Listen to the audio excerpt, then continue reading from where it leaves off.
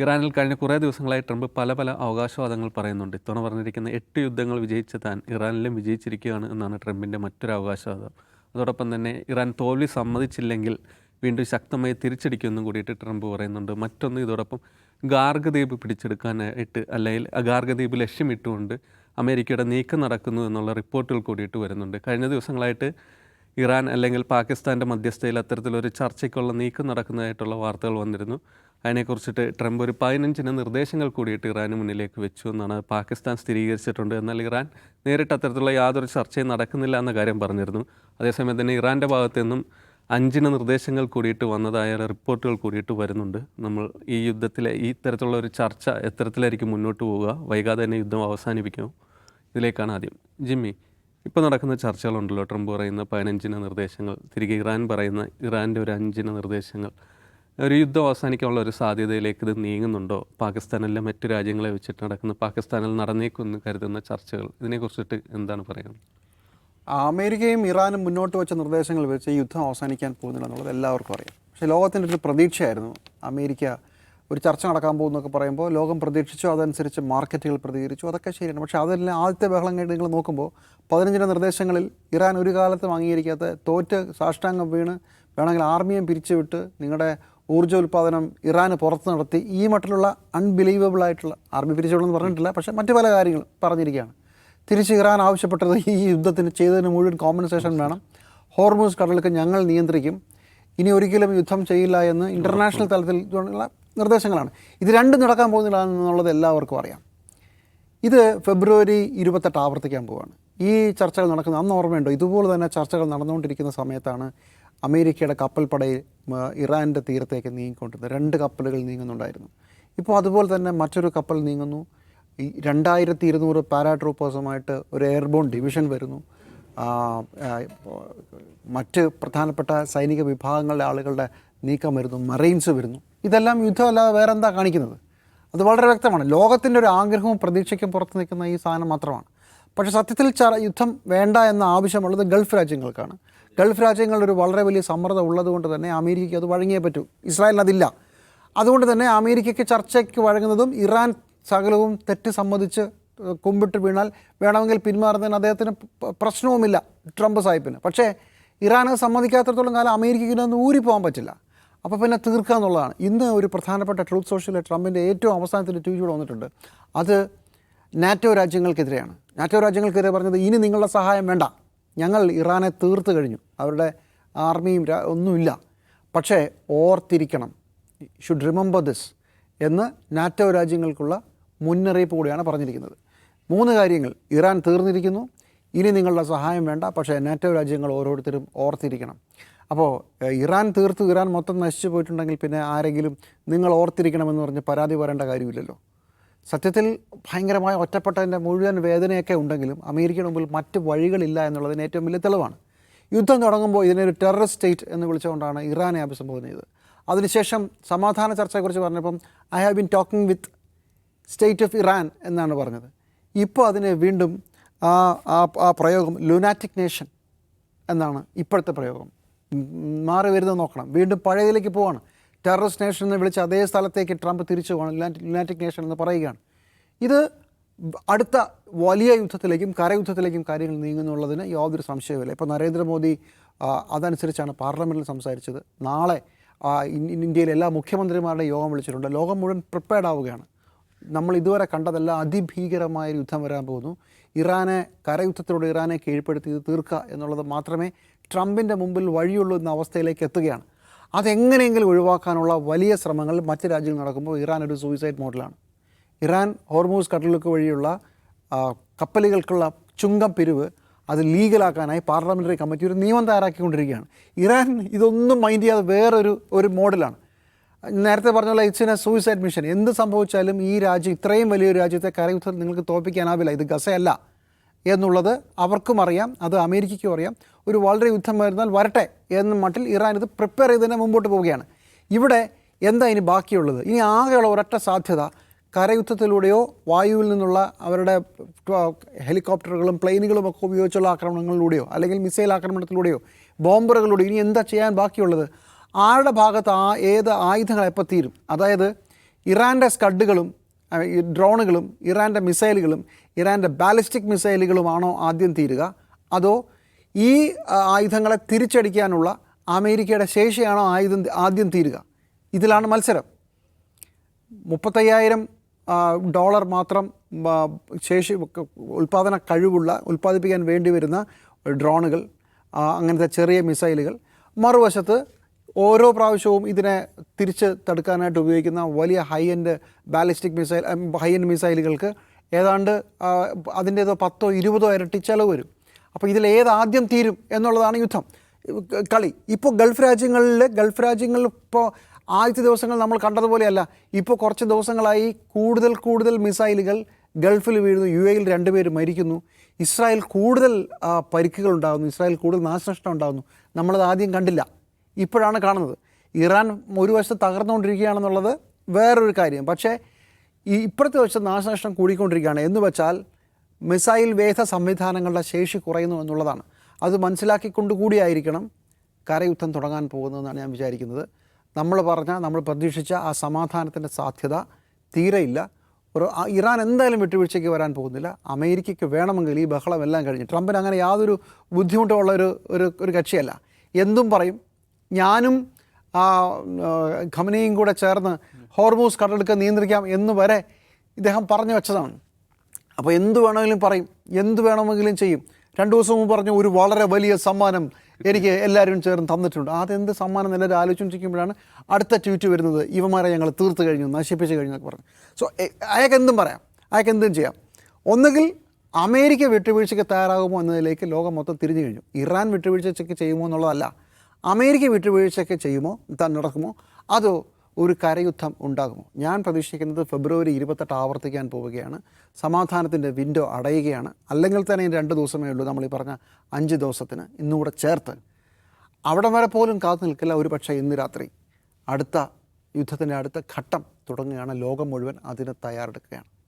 Yes Sahib, ഈ 1 മാസത്തോടെ അടുക്കുന്നു ഇപ്പോൾ യുദ്ധം തുടങ്ങിയിട്ട്. ഇതിലിപ്പോൾ GCC രാജ്യങ്ങളിലൊരു ആശങ്ക ഉണ്ടാവുമല്ലോ, നീണ്ടുപോകുന്നു അല്ലെ എണ്ണ ബാക്കി അടക്കമുള്ള വിഷയങ്ങൾ.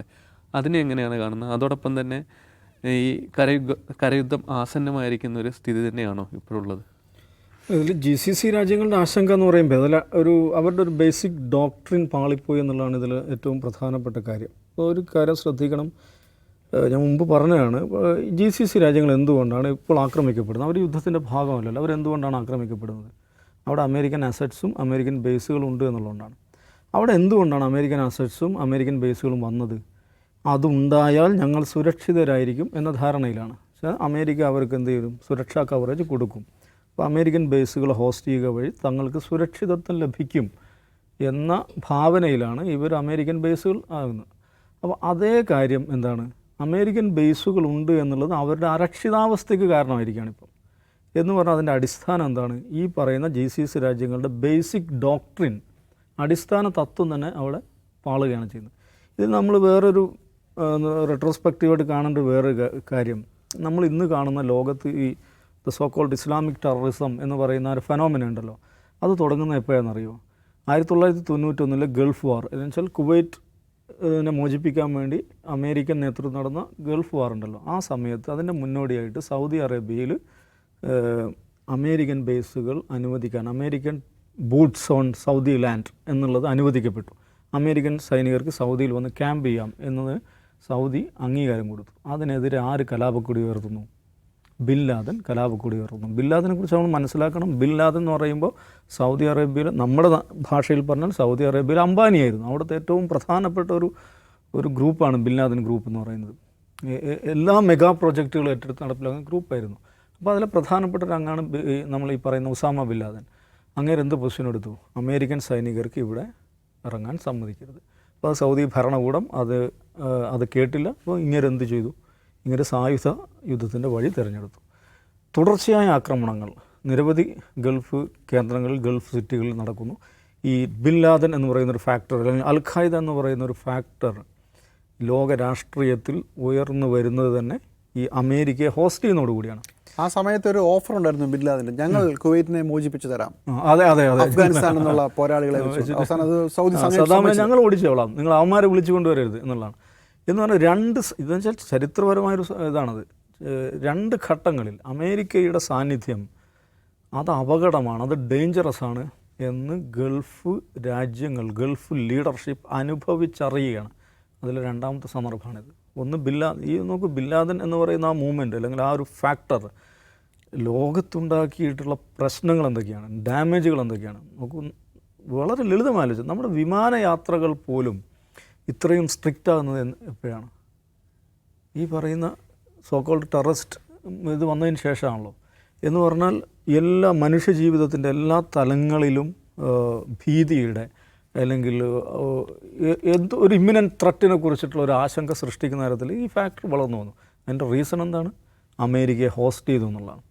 അത് രണ്ടാമത്തെ ഈ അമേരിക്കയെ ഹോസ്റ്റ് ചെയ്തതിന് അന്ന് 91 ഹോസ്റ്റ് ചെയ്തതിന് അല്പം കൂടി വിപുലപ്പെടുത്തി അതിനെ കുറച്ചുകൂടെ എക്സ്പാൻഡ് ചെയ്യുകയും ഇൻസ്റ്റിറ്റ്യൂഷണലൈസ് ചെയ്യുകയും ചെയ്തുകൊണ്ടാണ് ഏതാണ്ട് ഒമാൻ ഒഴികെയുള്ള എല്ലാ ഗൾഫ് രാജ്യങ്ങളും അമേരിക്കൻ ബേസുകൾ വരുന്നത്. നോക്കൂ, അത് എഗൻ ഗൾഫ് രാജ്യങ്ങളെ സംബന്ധിച്ചിടത്തോളം അവരുടെ സുരക്ഷയ്ക്ക് കവറേജ് അല്ല, സുരക്ഷയ്ക്ക് ഭീഷണിയാണ് എന്ന് തെളിയിക്കപ്പെട്ടിരിക്കുകയാണ് ഈ സന്ദർഭത്തിൽ.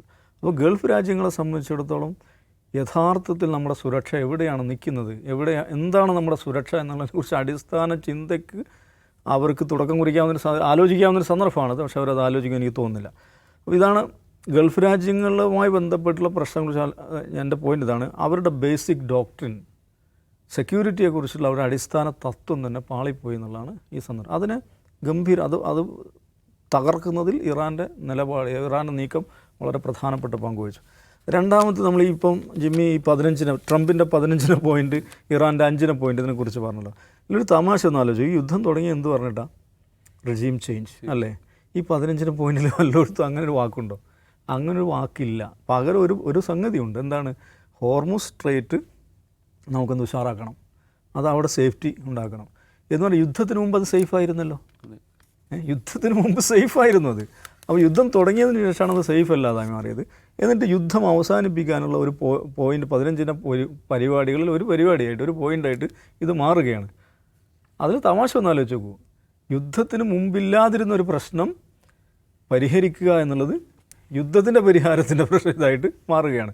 അപ്പോൾ ഇപ്പോൾ പറഞ്ഞാൽ ഇറാൻ പാർലമെൻറ്റ് ചർച്ച ചെയ്യുകയാണ്. നമ്മളെന്താണ് ഇതിനകത്ത് ഹോർമുസ് സ്ട്രൈറ്റ് ഇന്ന് എന്താണ് അതിൻ്റെ ലീഗൽ സ്റ്റാറ്റസ്? അത് ഇൻ്റർനാഷണൽ വാട്ടേഴ്സാണ്.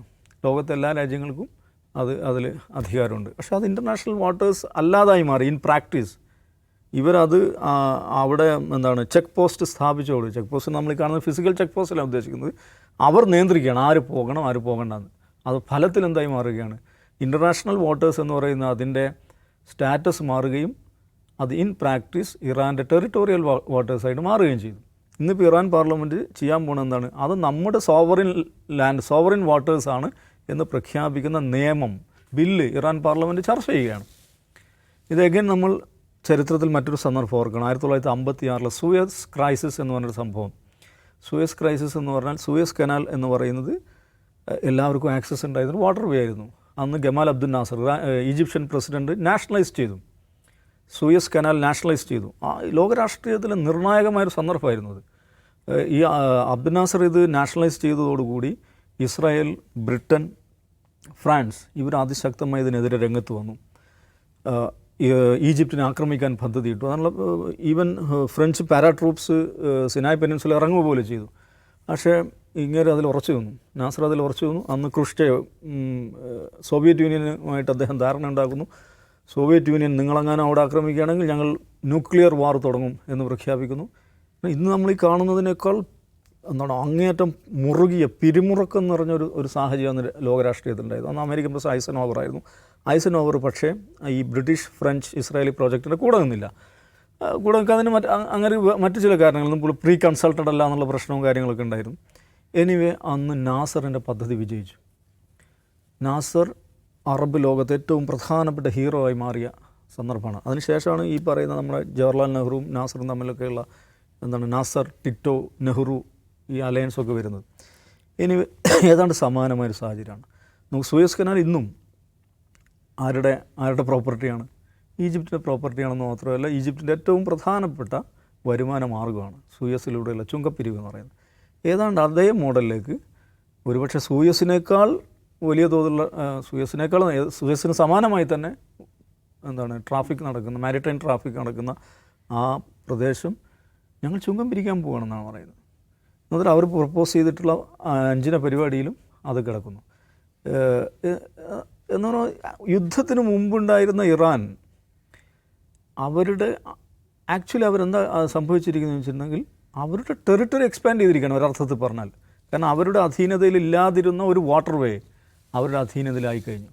അപ്പോൾ യുദ്ധം നയിച്ചുകൊണ്ടിരിക്കുന്ന ആളുകളുടെ യുദ്ധ ലക്ഷ്യങ്ങളിലൊന്നായി ആ വാട്ടർ വേ മോചിപ്പിക്കുക എന്നുള്ളതായി മാറി എന്ന് പറഞ്ഞാൽ ആരാണ് വിജയിച്ചിരിക്കുന്നത്? ഒരർത്ഥത്തിൽ ടെറിട്ടോറിയൽ എക്സ്പാൻഷൻ നടത്തിയിരിക്കുകയാണ് ഇറാൻ. അപ്പോൾ ഇത് പരാജയമാണ്. ഇത് യുദ്ധത്തിൽ ഏറ്റവും പ്രാഥമിക വിജയത്തെയും പരാജയത്തെയും കണക്കാക്കുന്ന ഒരു ഘടകമാണല്ലോ ടെറിട്ടോറിയൽ ലോസ് അല്ലെങ്കിൽ ടെറിട്ടോറിയൽ എക്സ്പാൻഷൻ എന്ന് പറയുന്നത്. ഇറാൻ അതിൻ്റെ ടെറിട്ടറി എക്സ്പാൻഡ് ചെയ്തിരിക്കുകയാണ് ഒരർത്ഥത്തിൽ. അവരുടെ കയ്യിലില്ലാത്ത ഒരു വാട്ടർ വേ അവരുടെ കയ്യിൽ ആക്കിയിരിക്കുകയാണ് അവർ. എന്നാൽ ട്രംപിനെ സംബന്ധിച്ച നാണക്കേടാണ്. പക്ഷെ അദ്ദേഹം നമുക്കറിയാലോ ഒരു ഇമ്പൾസീവ് പൊളിറ്റീഷ്യനാണ്, ഈഗോ ആയാൽ നയിക്കപ്പെടുന്ന ഒരു പൊളിറ്റീഷ്യനാണ്. അദ്ദേഹം എന്ത് ചെയ്യുമെന്ന് പറയാൻ പറ്റില്ല. ഈ പറഞ്ഞ മാതിരി ഈ മറീൻസിനെയൊക്കെ കൊണ്ടുവരുന്നുണ്ട്, വലിയ തോതിൽ കൊണ്ടുവരുന്നുണ്ട്, കരയുദ്ധം പറയാൻ പറ്റില്ല. കരയുദ്ധം തുടങ്ങിയേക്കാം. പ്രത്യേകിച്ച് പുള്ളി ആക്രമണങ്ങളൊക്കെ നടത്തുന്നത് ചർച്ചകൾ നടത്തിക്കൊണ്ടിരിക്കുകയാണ് നടത്താറുള്ളത്. ഇറാൻ്റെ ലീഡർഷിപ്പ് ഇന്നലെ തന്നെ പറഞ്ഞു, നിങ്ങളിങ്ങോട്ട് കയറി ആക്രമിക്കുകയാണെങ്കിൽ ഗൾഫ് രാജ്യങ്ങളിലെ കോസ്റ്റ് ലൈൻ തീപിടിപ്പിക്കുമെന്നാണ് പറഞ്ഞത്. എന്ന് പറഞ്ഞാൽ അത് ഗുരുതരമായ സാഹചര്യമായിരിക്കും. ഇപ്പോൾ പ്രധാനമന്ത്രി യോഗം വിളിച്ചു എന്നൊക്കെ പറയുമ്പോൾ ഒരു പക്ഷേ നമ്മളെക്കാൾ പൊളിറ്റിക്കൽ ലീഡർഷിപ്പിന് ഇൻ്റലിജൻസ് നിൽക്കുന്ന ആളുകൾക്ക് ധാരണകളുണ്ടാകും. കൂടുതൽ ഗുരുതരമായ സാഹചര്യത്തിലേക്ക് ലോകം പോവുകയാണോ എന്ന ധാരണ ലോകത്തെല്ലായിടത്തുമുണ്ട്. എന്താണ് നമുക്ക് പറയാൻ പറ്റില്ല. കാരണം ഒന്നാമത്തെ പ്രശ്നം, this man is the most impulsive politician on the planet.